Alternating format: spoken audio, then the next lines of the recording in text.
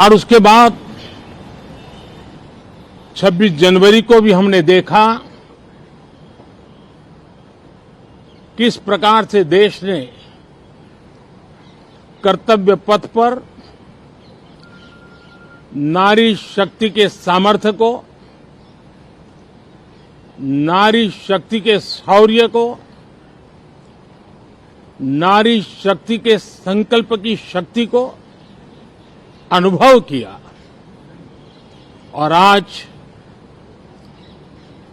Budget सत्र का आरंभ हो रहा है, तब राष्ट्रपति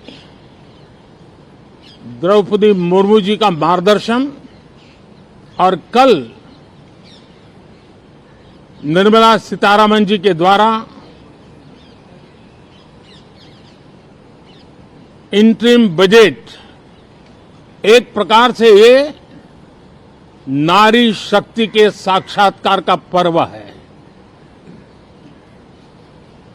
साथियों, मैं आशा करता हूं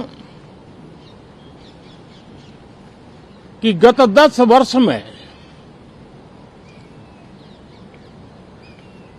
जिसको जो रास्ता सूझा, उस प्रकार से संसद में सबने अपना अपना कार्य किया। लेकिन मैं इतना जरूर कहूंगा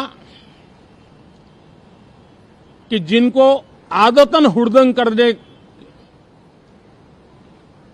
का स्वभाव बन गया है,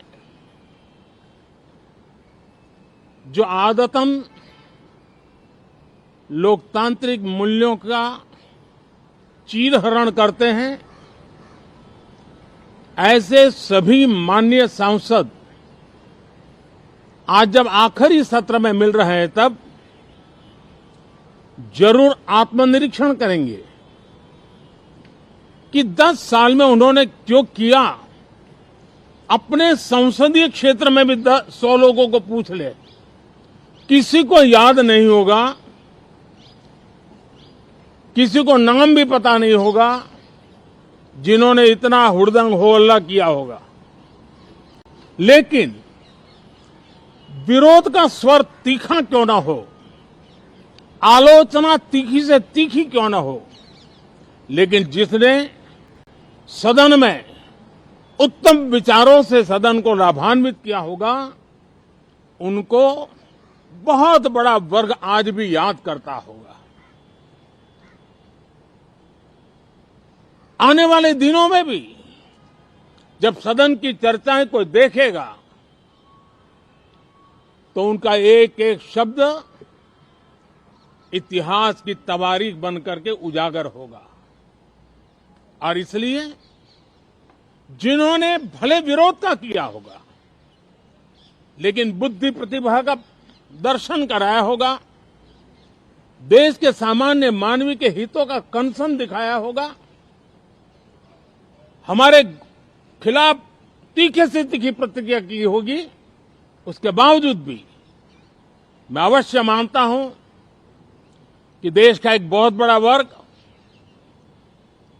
लोकतंत्र प्रेमी सभी लोग इस व्यवहार की सराहना करते होंगे। लेकिन जिन्होंने सिर्फ और सिर्फ नकारात्मकता, हुड़दंग, शरारतपूर्ण व्यवहार, ये जो किया होगा, उनको शायद ही कोई याद करे। लेकिन अब ये बजट सत्र अवसर है, पश्चाताप का भी अवसर है, कुछ अच्छे फुटप्रिंट छोड़ने का भी अवसर है। तो मैं ऐसे सभी माननीय सांसदों से आग्रह करूंगा कि आप इस अवसर को जाने मत दीजिए, उत्तम से उत्तम परफॉर्म कीजिए, देश हित में उत्तम से उत्तम अपने विचारों का लाभ सदन को दें और देश को भी उत्साह और उमंग से भर दें। मुझे विश्वास है, आप तो जानते ही हैं कि जब चुनाव का समय निकट होता है, तब आमतौर पर पूर्ण बजट नहीं रखा जाता है।